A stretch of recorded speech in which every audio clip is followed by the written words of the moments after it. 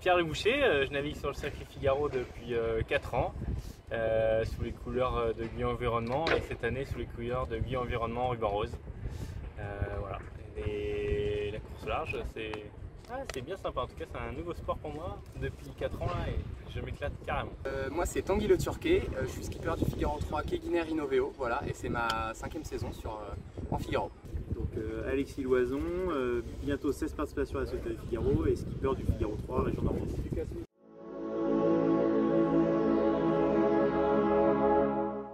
Écoute, on n'a pas fait beaucoup de solitaire cette année, on a fait beaucoup de doubles et c'est quand même un mode très différent entre les deux. Donc cette solo Concarneau pour l'instant va nous aider déjà pour nous remettre à niveau en solo. Et puis après ça va être ma 5e solitaire, donc j'y vais avec de la confiance, de l'expérience et puis j'ai hâte d'y être. C'est une course difficile, on essaie de se préparer au mieux. Que ce soit sur le point de vue physique, que ce soit sur la connaissance du bateau, que ce soit sur les voiles, les dernières finitions. Oui, ça va être une course dure, mais elle part de Saint-Nazaire, donc de chez moi, on va dire, de mes origines. Donc non, en tout cas, j'ai hâte d'être au départ. Comme à chaque fois, une course dure, le plateau est à chaque fois très relevé et en plus on est sur un rythme aussi assez ingrat où on n'a jamais le temps de se reposer et tout. Donc, voilà, une course fatigante.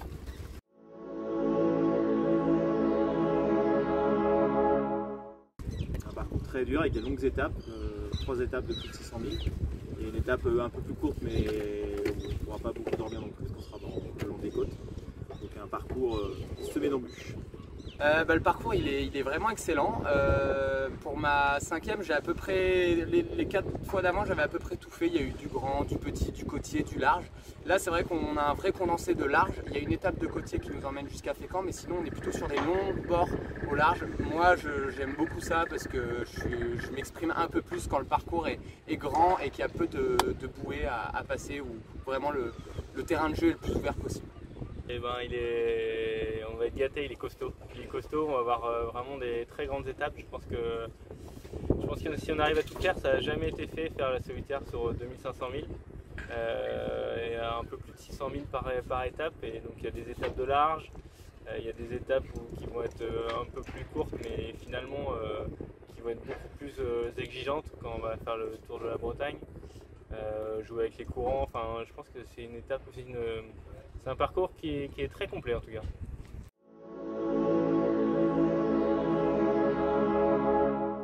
À gagner.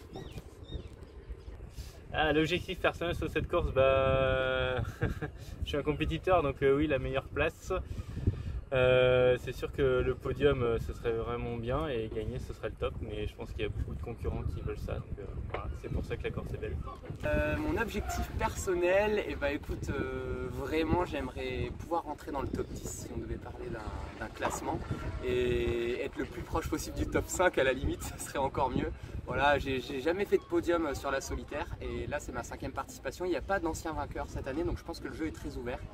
Et voilà, j'aimerais faire parmi de ceux qui animent un peu les débats devant.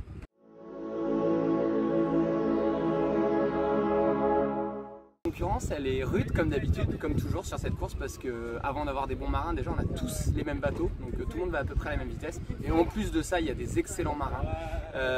Donc la concurrence va être rude. Après, c'est assez hétérogène, je trouve. Le niveau d'ensemble est assez lissé. Il n'y a pas vraiment quelqu'un qui sort du lot, que ce soit dans le haut ou dans le bas. Donc je pense que le jeu est très très ouvert. Eh ben, il y en a pas mal. Il y a des nouveaux qui montent, même si les anciens sont moins là. En tout cas, je pense que le niveau à chaque année est quasiment le même, donc ça va être dur.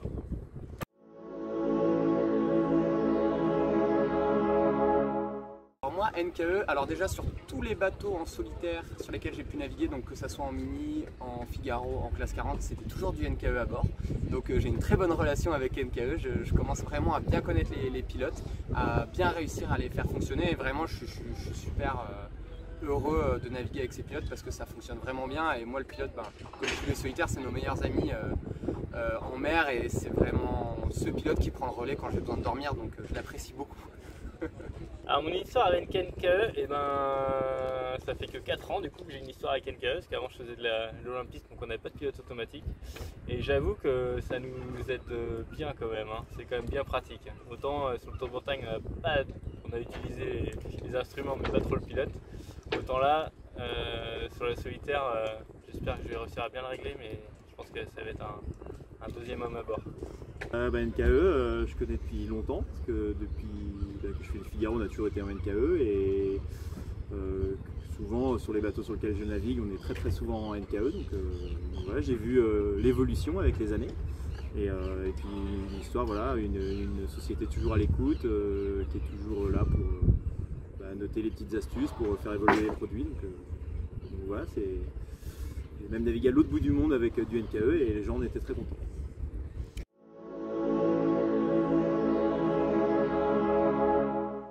L'équipement NKE, ils font des évolutions, c'est bien, en tout cas ils essayent d'écouter les coureurs pour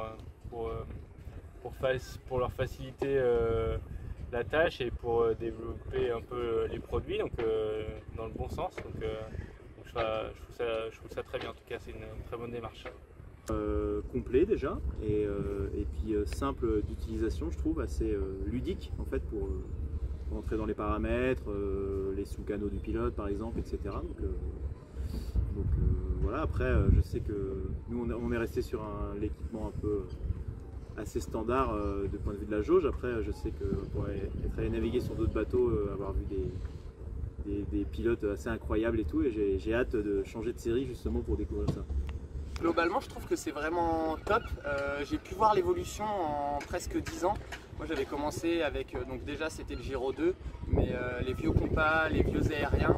Et déjà en mini, quand je débutais, c'était très bien, mais j'ai vraiment vu une vraie évolution ces 10 dernières années. Là, on est avec le compas 9 axes, et il y a eu un petit temps de mise au point sur le bateau, mais maintenant que ça fonctionne, c'est vraiment super. Pareil, la Carbo-Win là-haut, on a vraiment des bonnes imbovants, et je trouve que ça s'est vraiment affiné dans l'analyse de données, et puis après ça se répercute forcément sur la manière dont le bateau est piloté, et je trouve ça vraiment top.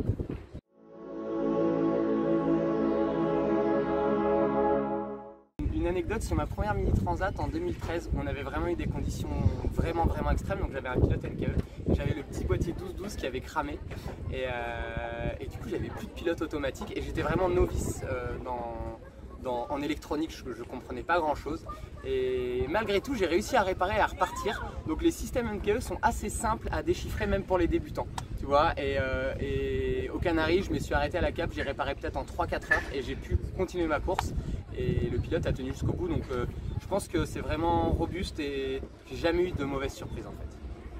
Je me rappelle une fois que en fait on a un réveil à bord, et j'ai voulu l'éteindre avec ma télécommande pilote, et donc ça m'a bien réveillé pour le coup, mais c'était pas ça que je voulais faire. Ça je me rappelle très bien, il a fallu tout ranger après.